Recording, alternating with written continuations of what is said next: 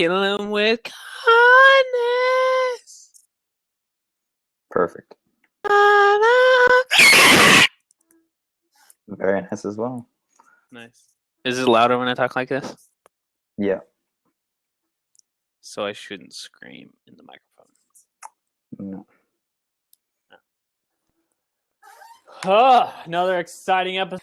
Hello and welcome to another exciting episode of Brain 10, episode 78. Today we're going to talk about 10 ways that you can increase your social media shares. This could be on any social media network, so not just Facebook or Instagram. We're talking about everything. Some basic tips that you can use today to increase those shares. All right, let's get started. All right. And my name's Aaron, for all you guys who have never watched this show. Sorry. I just wanted to let them know who I am. All right. What's your name? Me? Yeah. I don't have a name. Oh, okay. Awesome. Well, thanks for letting me be a co-host. This is awesome. No problem. All right. So, number one. I wanted to put this out there because this is so obvious, but even after doing some research, I looked at this and it was like 4 different websites. So, number one, ask for them. Whether it's a video, whether it's a picture, whether it's in person, whether anywhere that it's at, just ask people. If you get in front of them and tell them, hey, I'm really wanting people to share this content, they'll more than likely share it. Christian and I were talking last week, and some people have to ask us if it's okay to share our content. They want to share it, but they feel uneasy, like, hey, is it okay to? So we want to make sure that everyone knows that you want to share your content because they may not know that. So number one, share and ask for the content. Ask for the content. Easy enough. Number 2, implement social buttons on your website. We have this if you go to bidbranding.co. Right now, you can see them on the left-hand side. You'll see Facebook, Twitter, and all these social media networks. And it's just as easy as just clicking that button, and it'll automatically share our page onto their social network. So number 2 in reality is just to make it easier for them and add those buttons to your website to make it easier to share your content. Yes. And if you're curious about what we use for our social media buttons on our website, you can check out sumome.com. Put the link down here. Perfect. Yep, and it works well. So if you go to our website and you see the pop-up there, we definitely used SumoMe for that, for our welcome mat. So let us know what you think of it. Number 3, at the end of your videos, add the share button or graphic. Sometimes you can't have them click through it. On YouTube, you can have them click on the image or video. But say for Facebook at the end of the video or Twitter at the end of the video, if they watched all the way through, they liked it. I don't know why they watched it all the way through if they didn't like it. But if they get that far, more than likely they're like, wow, this is good. They may want to share it. So give that option. At least encourage them to share it. Or if it's on YouTube or anything that has a clickable link, put a link on there that's going to allow them to share the video. All right, number 4 is to post a share button directly below your article or blog post. We're talking about website, but we're still talking about social media. These two work together. And the easy and nice way to do it is to, again, make it easier for them. Now, you want to do this, not just the floating ones that we have like on the side, but we actually want to implement buttons on the very bottom of your blog post or article that actually tells them to share directly. Another cool thing that I saw was, and I've seen a few websites, a few blogs do this, and it's the ability for you to highlight a text and it will give you an option to tweet that particular sentence. Yeah. I don't know exactly what it's called. I guess I'll let you know on Friday. Maybe it's click to tweet or something. I don't know. But it's a pretty cool way to get people to share your content. If they see something that's like, of interest to them in that particular blog post, like maybe a sentence, it will share that sentence on Twitter, and it will actually share the link on Twitter so people can check out your whole blog post. Yeah, I've seen that before, and it's super easy too. So, like that. And number 5, this could have been moved to the last, but I want to make sure that everybody see this one. Number 5 is you still have to create valuable content. Nobody's going to share the content on our website if it's not good. Nobody's going to share your Facebook post if it's got the black lines on each side and the text just says having a nice day. Nobody's going to share that. The content has to be good. And my next one will kind of like relay off of this, but just create quality content. Don't put it out there if it isn't good content, and ultimately you'll get more shares because of that. Mm-hmm. This is kind of weird because my number 6 is actually invest your resources in quality images to maximize that post visibility. So kind of like number 5, you have to make sure that you have valuable content. You have to make sure that your stuff looks good. If it doesn't look good, people are not going to share it. Mm-hmm. Right. I think those kind of work. I mean, it goes hand in hand. You can't just create those awesome images without some good software, whether it's Canva or Photoshop or, anything like that. You have to take it a step above. So that's definitely a good one. And number 7 is to reach the emotional level. Sorry. Yeah. If you want to copy, I don't know if I step back a second.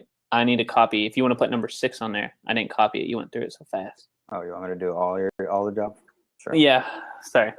Well, you went through it so fast. I was about to copy, and then you moved on. So, all right. Anyway, number 7, reach them on an emotional level. And emotional, not like sad. It can be sad, but you see a lot of content that's shared on Facebook is funny. A lot of content on Twitter are funny GIFs.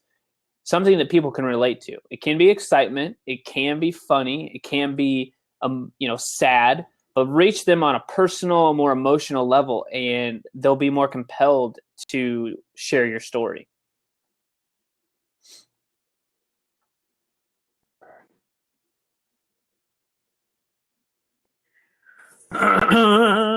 Number 8.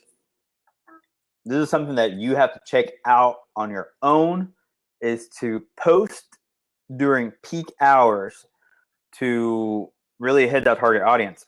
So what you want to do is really go into the analytics of your social media that you're using, for example, Facebook or Instagram or Twitter, and check out where your users are online, what times, what days are they most active.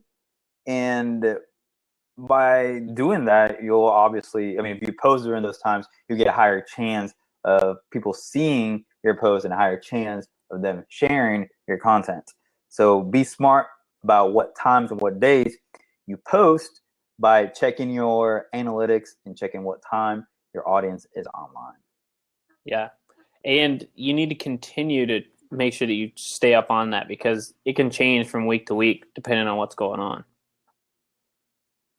All right. Number 9, create those captivating headlines. Something that's going to stop and get their attention.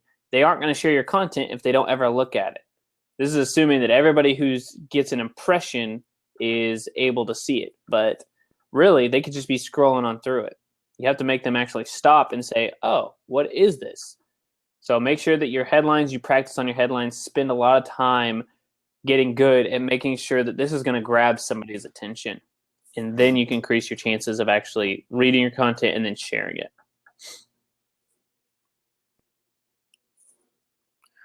All right, number 10. This is a really good one, and I'm going to read what I wrote here. Audiences vary greatly across social networks, and accounting for the unique demographics help you prioritize those relevant to your business. So, for example, Facebook has the largest total user base. So users are most likely to share content that affects them personally, because their networks or their friends typically consist of, again, friends of friends and family members. If you move on to a different network, for example, Twitter, which is one of the other bigger largest user base, and it skews to a younger demographic.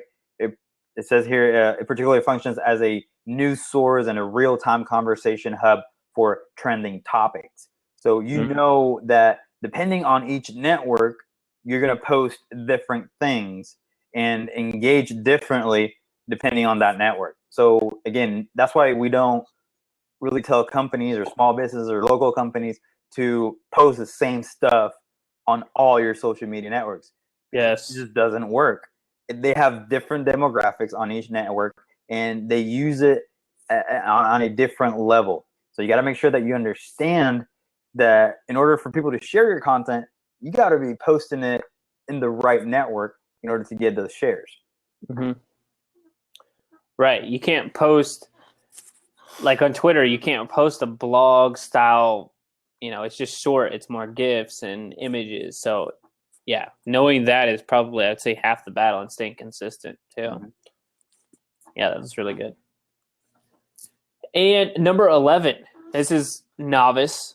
Why don't you share other people's stuff? So why would you think that you could tell a bunch of people to share your stuff, but you never share theirs? Mm-hmm. If you start sharing other businesses' content and getting in on their conversations and doing stuff for them, they're more likely to share that content of yours.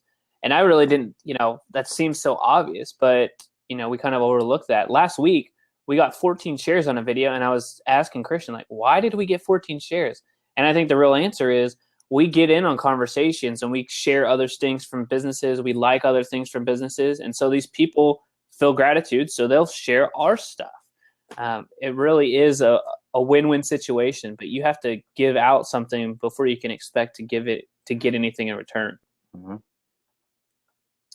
Yeah. This may be a blog post. Yeah, so. I like. Yeah, there's a lot of good information right here. What was going to remind you? Sorry. Instagram and Facebook too. Actually, I think we need to share more.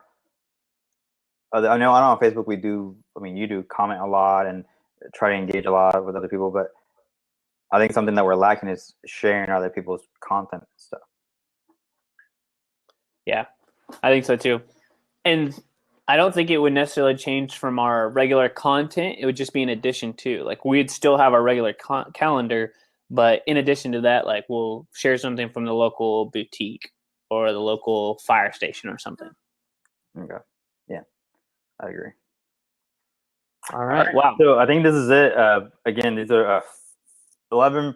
Some of them are pretty basic. Some of them are pretty in-depth, and you can definitely put into practice a few of these today. And like Aaron said, I think this is going to be a good blog post. I like it already. Mm-hmm. Again, my name is Christian. And my name was Aaron.